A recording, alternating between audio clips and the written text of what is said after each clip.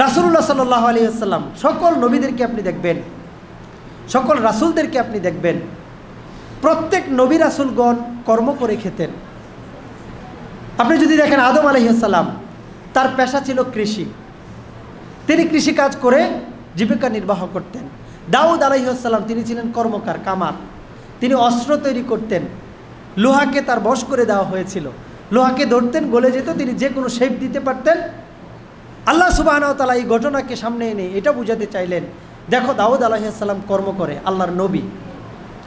রাসূলুল্লাহ সাল্লাল্লাহু আলাইহি ওয়াসাল্লাম বললেন, পৃথিবীর সকল নবীরা ছাগলের রাখাল ছিল, ছাগলের রাখাল। এখন এই রাখালের কোনো মূল্য আমাদের সমাজে নাই, কিন্তু সকল নবীরা রাখাল ছিল। একজন সাহাবী জিজ্ঞেস করলেন, ইয়া রাসূলুল্লাহ সাল্লাল্লাহু আলাইহি ওয়াসাল্লাম, আপনিও কি রাখাল ছিলেন? বলছে, হ্যাঁ, আমিও রাখাল ছিলাম। আমিও সামান্য কয়টা অর্থের বিনিময়ে আমিও ছাগল চড়াতাম। আপনি কি মনে করেন এটা হচ্ছে নিকৃষ্ট একটা পেশা? ছাগল চড়ানো এটা কোনো পেশা হইল? রাখাল এটা কোনো পেশা হইল? অন্যের বাড়িতে কাজ করা এটা কোনো পেশা হইল? প্রয়োজনে আমি দুর্নীতি করব, প্রয়োজনে ছিনতাই করব, প্রয়োজনে আমি অন্যভাবে টাকা কামাবো, এগুলো কোনো কাজ হইল?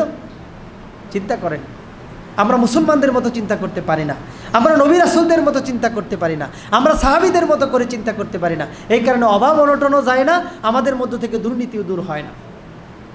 আমাদের শিক্ষিত সমাজ যেটা তৈরি করা হচ্ছে, এতটা অকর্মণ্য সমাজ তৈরি করা হচ্ছে, এতটা অকর্মণ্য, এত বেকার যুবক কেন বাংলাদেশে? কারণ তারা একটা চাকরির পিছনে দৌড়াইতে তারা 8-10 বছর পর্যন্ত চেষ্টা করে। পড়ালেখা তো করলোই এতদিন, নিজে কিছু করবে এই ধরনের কোনো দক্ষ জনশক্তি বাংলাদেশে তৈরি করা হয় না।